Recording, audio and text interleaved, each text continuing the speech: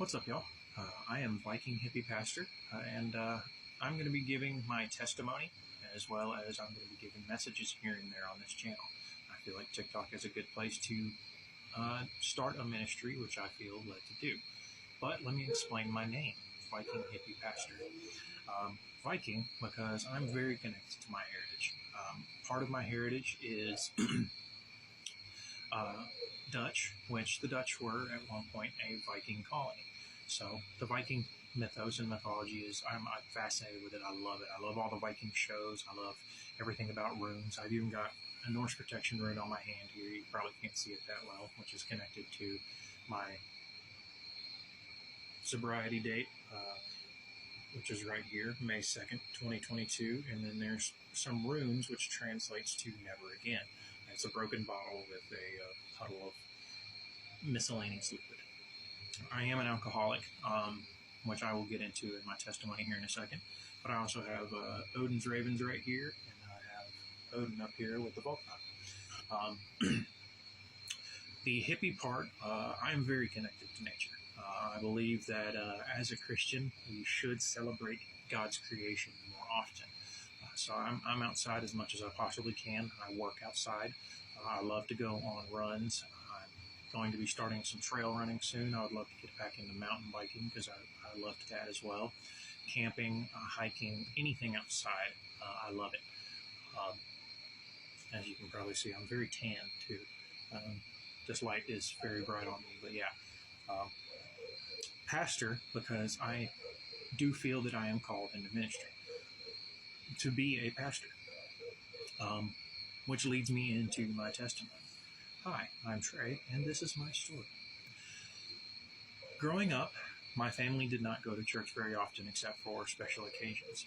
One of those special occasions was when my Mimi, my dad's mom, came to town. I was very close with my Mimi. I loved her very much, but she was a very devout Methodist, so when she came to town, we would go to church. As a kid, I loved when we did go to church, but I didn't really understand it. It was just a social experience for me, which I think is the case with most kids. Fast forward to all the way up to high school, and I had actually fallen away from God, and I was in my quest for knowledge phase. I experimented with Buddhism and Zen, which are kind of the same thing, agnostic, atheist, but I also read up on a lot of other religions, and I came to the belief that with all these different belief systems, how can one God be real, the right one? So I was atheist until my junior year when I got saved because of a girl. Most guys, I believe, who get saved in high school and go to church in high school, I believe it is because of a girl, but it was the best thing for me. I started going to a Pentecostal church, very energetic, very positive atmosphere for the most part, so it made me kind of fall in love with church. Not necessarily God, but church. So I did start liking going then, but I ended up going back to the Methodist church when I was a senior, where I actually led worship for the youth group. I do have a very good singing voice. Maybe y'all will hear it sometime. We'll see. But when I got to college, I started my party phase. I partied so much that I stopped going to class and I got put on academic probation at Auburn University, War Eagle. That is my alma mater. I am a Tiger through and through. I bleed navy blue and burnt orange, but that's neither here nor there. But my partying just continued. I ended up getting a very good job at Charter or Spectrum Cable. I was a broadband technician. I was one of the guys that came to your home to fix your cable when you were having problems. Very good job, gave me a company vehicle, but with the company vehicle came random drug tests and drug tests on the spot if you were in an accident. So even though I had been smoking weed and I had been experimenting with drugs like Molly, ecstasy, LSD, and shrooms, I couldn't do that anymore. So what did I do? What most blue-collar workers do. I drank. But I was not a typical blue-collar worker. I drank craft beer. I would drink the cheap stuff, but only if it was given to me. I didn't buy it myself. But through the craft beer, my love of craft beer, I started getting into home brewing.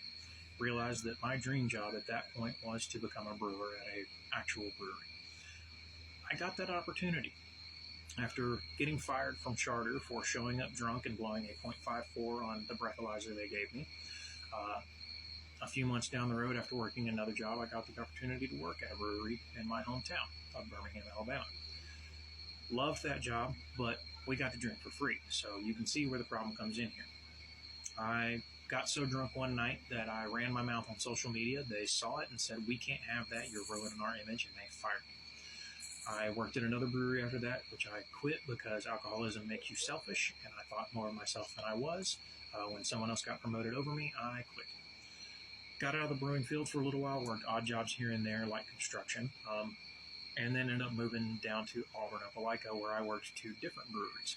First one, I got fired because I was drunk too much and just wasn't showing up for work. The second one, I climbed the ranks, and I was one of the besides the 2 owners and the head brewer, I was the highest paid person at that job. So you would think that'd be enough for me. No. Alcoholism, selfish. I thought I deserved more. I wanted to become that head brewer when the guy was leaving, and when they didn't give it to me, I said, F this, and kept going. And I ended up quitting that because I was hungover one day and just didn't feel like it, and told them, no, I'm not coming in, and I'm not coming back. Worked a couple more brewery jobs after that, one of which was the last job I worked before getting locked up. Here's what happened. I was a Norse pagan at the time. I believed that drinking was part of my heritage. I see now that that's wrong. But I went to work one day. I drank all day long, both behind the bar and on the other side of it. When I got home, my roommate was kicking me out because I had drank all of his alcohol after drinking all of mine, and he was pissed. So he was kicking me out. I was blackout drunk at this point, so I don't remember much of this. But apparently, in response to him kicking me out, I pulled a knife. He took a picture of it, called the cops. They showed up, arrested me for aggravated assault. So I am a felon. But it was honestly the best thing for me that has ever happened in my life. It was a terrible experience, don't get me wrong. I don't see how there are people who are repeat offenders because I hated every second of it. But while I was there, I went from being a Norse pagan to rededicating my life. I was reading a book that we had on our tablets in our online library about Norse mythology, where historians had found in Norse mythology that there was a statue that, just like in the New Testament when Paul's talking about a statue to the unknown God. In Norse mythology, there's said to the God that is so high and mighty, he is higher even than Odin, the king of the gods. When I read that, I just felt like God just grabbed me by the heart and said, that was me. And I said, okay, God, I'm yours. Come into my heart, forgive me of my sins. And as soon as I did that, I felt just joy. And I also heard God's voice very clearly say, welcome home, son. Now that you're back, I want you to go into the ministry. I want you to shepherd my flock. That's a big calling and huge that I heard it so clearly. But it made sense because in Walton County, 2 years after COVID, they still did not have a church service or a chaplain. So first thing I did as part of my ministry is I started a Bible study. It was pretty good, but I got saved near the end of my time in Walton County and then got shipped off to the prison rehab facility that I was sentenced to called RSAT. So it was pretty good for the month that I was doing it. I hope it kept going after I left. I don't know if it did, but hopefully. Only God knows. When I got to RSAT, it was the same situation. No church, no chaplain, no nothing. So I was kind of thrust back into it as well. There was a guy leading a prayer group in the dorm that I was in, but he got moved out 2 weeks later, so I took over and I gave a little message and Bible study 2 times a week, and it was very good. It kept going after I left, I'm pretty sure. When I got out, the first Sunday that I was out, I went to a church here in Gainesville, Georgia, and I felt like I was home because the message was all about addiction.